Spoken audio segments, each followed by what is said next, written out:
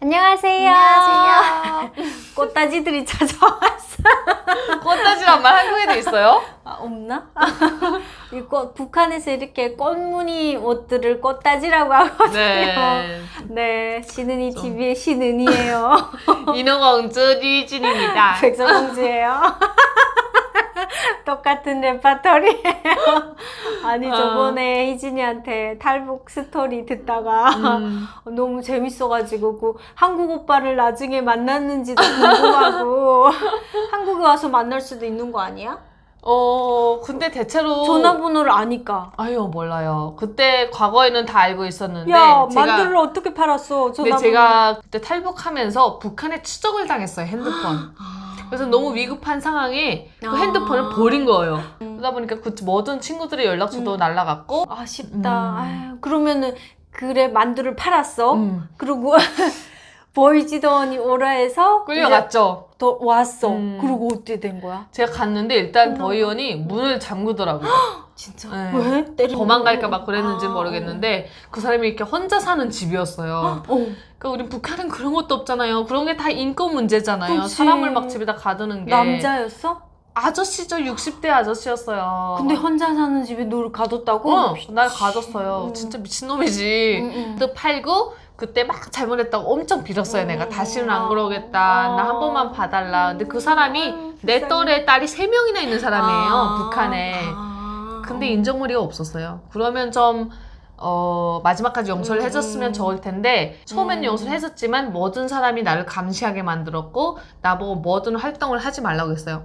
끝나고 그냥 집에서 운둔 생활을 하라는 거잖아요. 그게 이유가 이 사람이 북한에 들어갔다 나왔어요. 그러니까 나에 대해서 보고하러 들어갔다 나온 거죠. 그러니까 얘를 그냥 북한에 보내야 되겠다 이런 생각을 작정을 하고 아무것도 못하게 했던 거예요. 제가 용서해준 게 아니었죠. 그리고 또 북한에서 그 찰나에 전화가 왔어요. 북한에 빨리 들어오라고. 그러니까 이건 완전 북성인 거죠.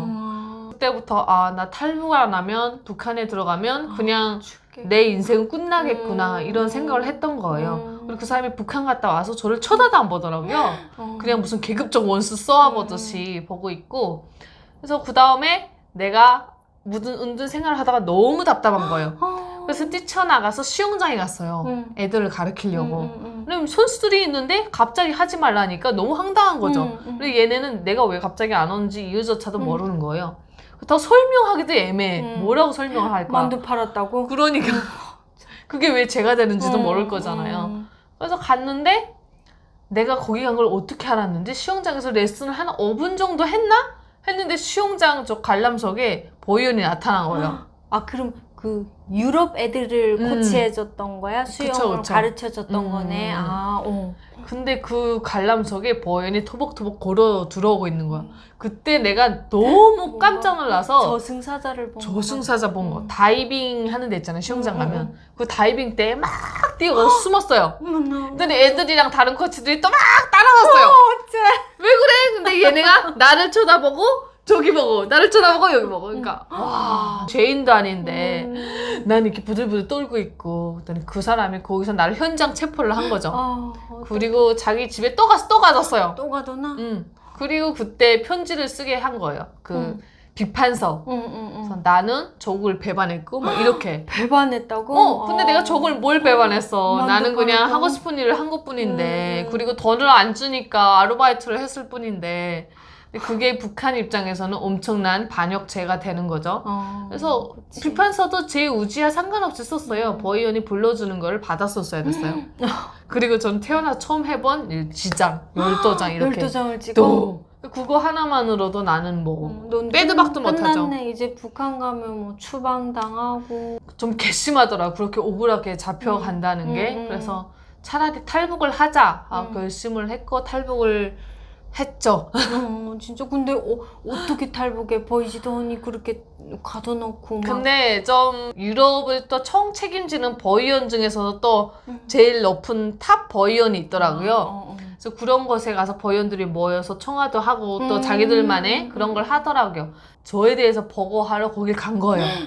또 보고하러? 맨날 보고하러 다녀야 돼, 걔네들도. 그치. 그래서 간 사이에 나 탈북을 해야 되겠다 결심을 하고 배낭 가방 하나 메고 나왔는데 그때 얼마나 정신이 없었는지 제가 막 선물 받고 유럽에서 꽤 좋은 옷이랑 신발을 많이 샀는데 그 안에 잠옷밖에 안 넣었던 그래서 아직도 집에서 입는데 잠옷을 왜 배낭 가방에다 넣은 거야 내가. 그만큼 정신이 없었다는 거죠. 그 가방이라고 메고 나온 거예요. 뭘 하려고 하니까 비행기표를 샀어요. 샀는데 보니까 여권이 없는 거예요 나한테. 그 보이언이 비행기표를 근데 어디서 비행기표는 여권 없이도 온라인으로도 구매할 수 있고 막 그러잖아요. 그래서 구매를 하고 갔는데 근데 그날이 보이언이 어느 날이었어요. 그래서 5시인가? 그 전에 빨리 탈북을 했어야 되는데 탈출을 했어야 되죠 그 나라를.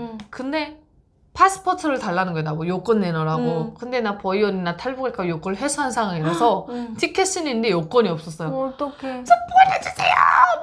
근데 이 사람은 뭐야 비행장에 와서 여권도 없이 다른 나라 가겠다는 애가 어디 있어요. 그럼 다른 나라는 어디로 가려고 했던 거야?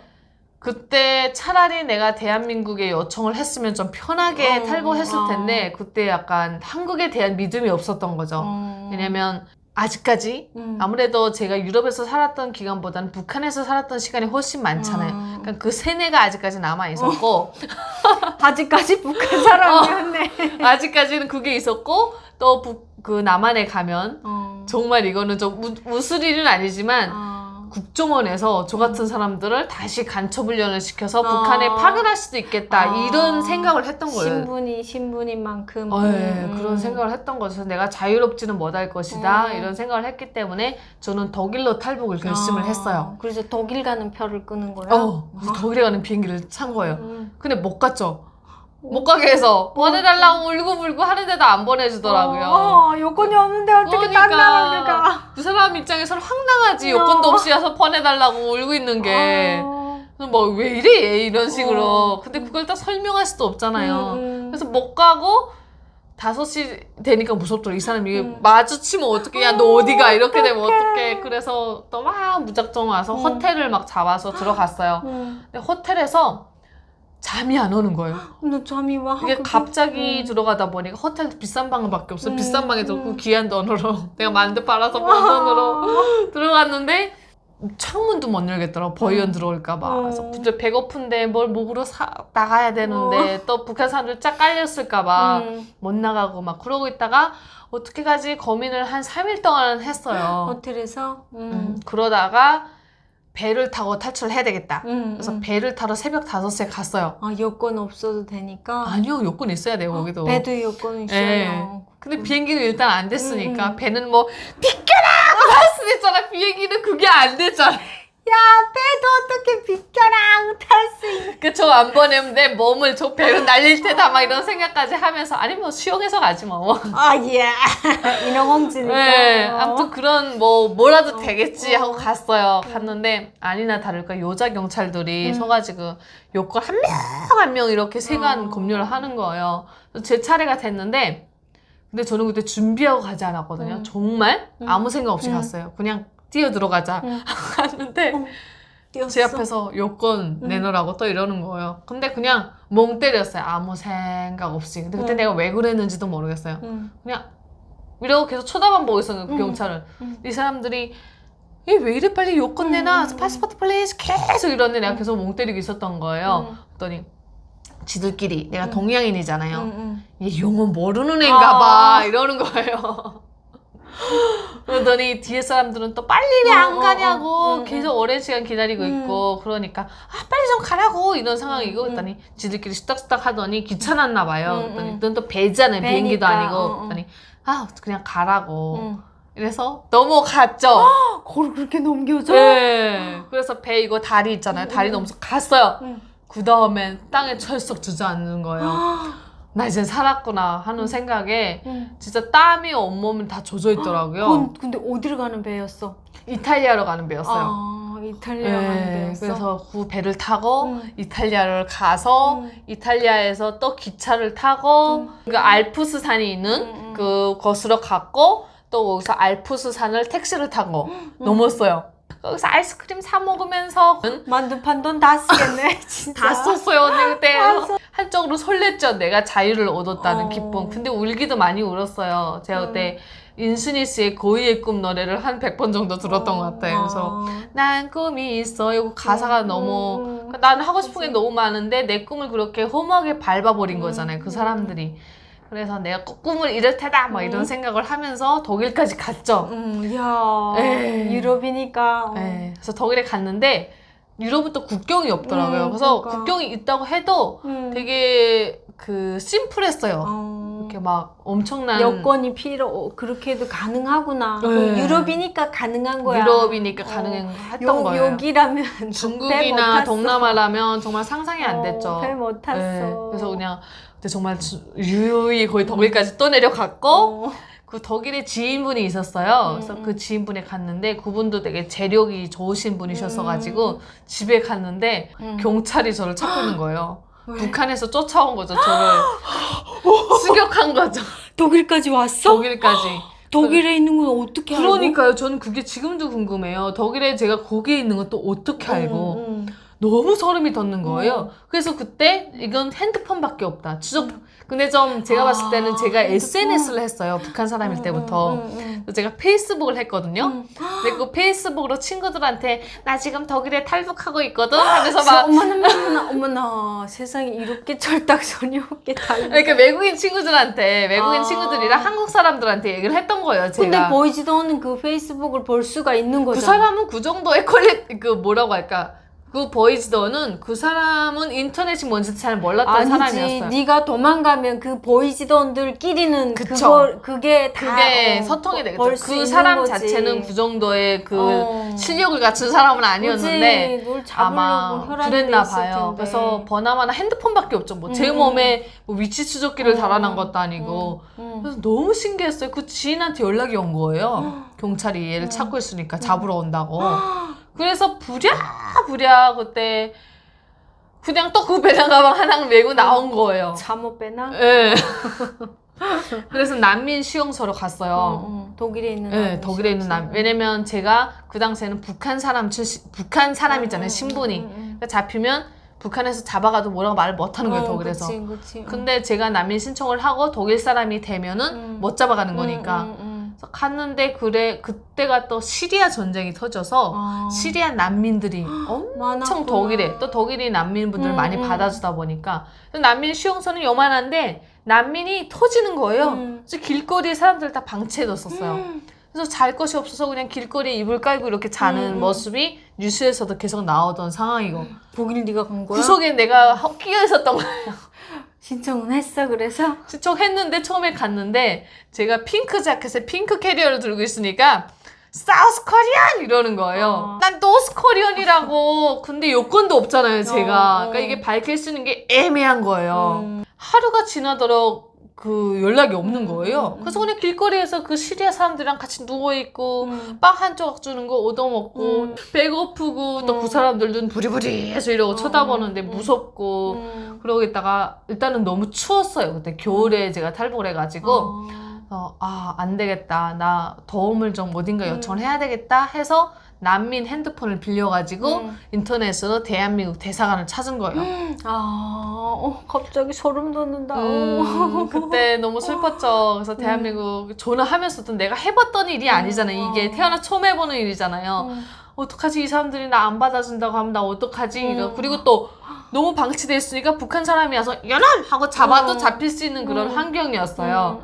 근데 대사관 사람이 처음에는 당황하죠. 북한 사람이니까. 북한 사람인데 좀 도와주세요. 지금 그럼 독일 주재 대한민국 대사관이잖아. 독일 주재 대한민국 대사관이죠.